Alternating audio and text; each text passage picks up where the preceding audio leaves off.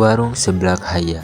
Siapa sangka, tempat nongkrong favorit anak muda ini didirikan oleh sosok yang memulai segalanya dengan modal yang sangat minim. Inilah kisah Ibu Gina, seorang entrepreneur dengan semangat pantang menyerah. Sebelum sukses, Ibu Gina hanya berpendidikan sampai SMP. Ia dan suami adalah mantan pekerja resto di luar kota, bahkan suaminya pernah menjadi kepala chef. Titik balik datang di tahun 2010 saat hamil. Ibu Gina memutuskan berwirausaha dari rumah. Ia memulai dengan modal awalnya hanya Rp100.000, menjual jajanan kecil-kecilan di meja. Motivasinya sangat sederhana. Ia memang suka bekerja dan suka jualan sejak kecil. Ia menganggap pekerjaannya sebagai hobi, bukan beban. Di tahun 2014, Ibu Gina melakukan transformasi, mengubah menu andalan menjadi seblak. Inspirasinya yaitu jajanan favorit. Ia ingin menciptakan menu yang disukai dirinya sendiri. Keunggulan Warung Haya terletak pada seblak bumbu kencur original yang rasanya ringan dan masuk ke semua kalangan. Selain itu juga, mereka punya menu bestseller lainnya yaitu kopi senja, kopi racikan suaminya sendiri yang harganya sangat terjangkau, hanya Rp7.000. Dan yang tak kalah penting, pelayanan yang ramah dan baik membuat konsumen nyaman dan balik lagi ke sana. Perjalanan bisnis tak lepas dari tantangan. Di tahun 2019, omset harian Warung Haya sempat mencapai Rp2 juta. Namun, pandemi COVID-19 menghantam keras, membuat omset anjlok hingga hanya puluhan ribu rupiah per harinya. Bahkan, mereka harus menjual aset untuk bertahan. Untuk bangkit dan mengatasi kompetitor yang membanting harga, Warung Haya menggunakan teknik pemasaran konten kreator di media sosial. Strategi ini berhasil menarik konsumen dari jarak jauh, seperti mahasiswa dan anak kuliahan. Dari perjalanan ini, Ibu Gina memberikan pelajaran berharga.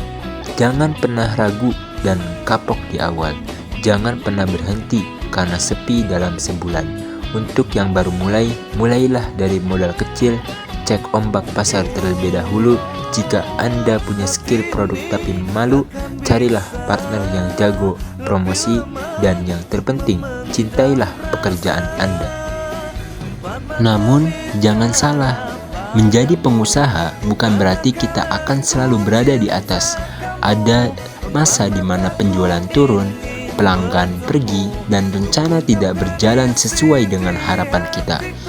Nah, di saat itulah sebenarnya karakter seseorang pengusaha akan diuji. Apakah ia akan menyerah dan menyalahkan keadaan, atau justru bangkit dan mencari cara baru untuk bertahan? Kadang kita terlalu cepat ingin berhasil. Kita ingin bisnis langsung ramai, produk langsung viral, dan uang langsung mengalir. Padahal setiap kesuksesan itu punya waktunya sendiri. Bisnis yang besar lahir dari proses yang panjang, bukan dari jalan pintas. Butuh waktu untuk dikenal, dipercaya, dan diterima. Dan dalam proses itulah kita belajar tentang kesabaran, tentang ketulusan, dan tentang makna perjuangan. Seorang pengusaha sejati tahu bahwa hasil tidak akan pernah mengkhianati proses. Ia tahu bahwa kerja keras hari ini mungkin belum terlihat hasilnya, tapi akan membuahkan sesuatu yang indah di waktu yang tepat. Karena bisnis itu bukan tentang siapa yang paling cepat, tapi siapa yang paling kuat untuk bertahan. Dalam perjalanan membangun usaha, kamu akan bertemu dengan banyak orang, pelanggan, rekan bisnis, bahkan pesaing. Tapi yang terpenting adalah bagaimana kamu menjaga integritasmu. Jangan pernah menukarkan kejujuran dengan keuntungan singkat. Sebab dalam dunia bisnis, kepercayaan adalah segalanya. Sekali rusak, sulit untuk dikembalikan. Jadilah pengusaha yang tidak hanya mencarikan untung, tapi juga membawakan dampak. Buatlah bisnis yang bukan hanya mengubah nasibmu, tapi juga memberikan manfaat bagi orang lain.